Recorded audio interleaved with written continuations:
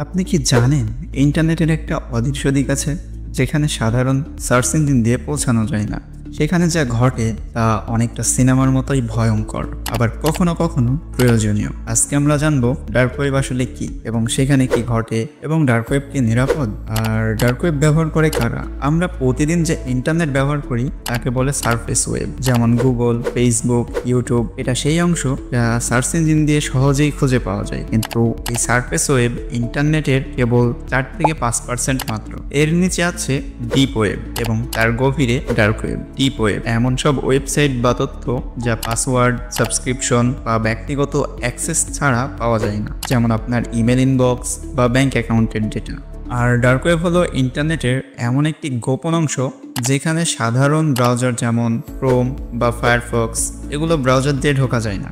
এর জন্য দরকার টর ব্রাউজার, যেটা ব্যবহারকারীর পরিচয় গোপন রাখে। ডার্ক ওয়েবে ওয়েবসাইটগুলো সাধারণ .com বা .net এগুলো না হয়ে শেষে হয় .onion দিয়ে। এই ওয়েবসাইটগুলো গুগলে পাওয়া যায় না এবং এগুলোতে প্রবেশ করাও ঝুঁকিপূর্ণ হতে পারে।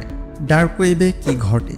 ডার্ক ওয়েব সাধারণত একটি গোপন প্ল্যাটফর্ম যেখান থেকে দুইটা ধরনের কাজ হয়। একটি হলো বিপজ্জনক ও অবৈধ কাজ, অন্যটি হলো গোপনীয়তা ও স্বাধীনতার প্রয়োজনীয়তা থেকে তৈরি কাজ। প্রথমে অবৈধ কাজের দিকটি দেখি। ডার্ক ওয়েবে অনেক হ্যাকিং ফোরাম আছে যেখানে চুরি হওয়া পাসওয়ার্ড, ক্রেডিট কার্ড, ব্যাংক তথ্য বিক্রি হয়।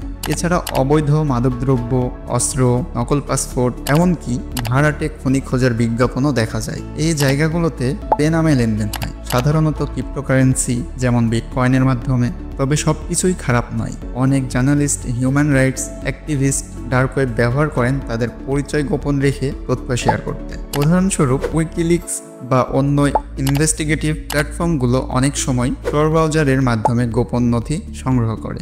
আর ডার্ক ওয়েব ব্যবহার করে কারা? ডার্ক ওয়েব সাধারণত ব্যবহার করে হ্যাকার, সাইবার অপরাধী, ড্রাগস বা অবৈধ পণ্য কেনাবেচার সাথে যুক্ত মানুষ। তবে শুধু অপরাধীরাই নয়, অনেক সময় সাংবাদিক, হিউম্যান রাইট অ্যাক্টিভিস্ট বা নির্যাতিত জনগণও এটি ব্যবহার করেন নিজেদের পরিচয় গোপন রেখে তথ্য আদান প্রদানের জন্য। অর্থাৎ ডার্ক ওয়েবের ব্যবহারকারী কারা হবেন তা নির্ভর করে তাদের উদ্দেশ্য এবং প্রয়োজনের ওপর।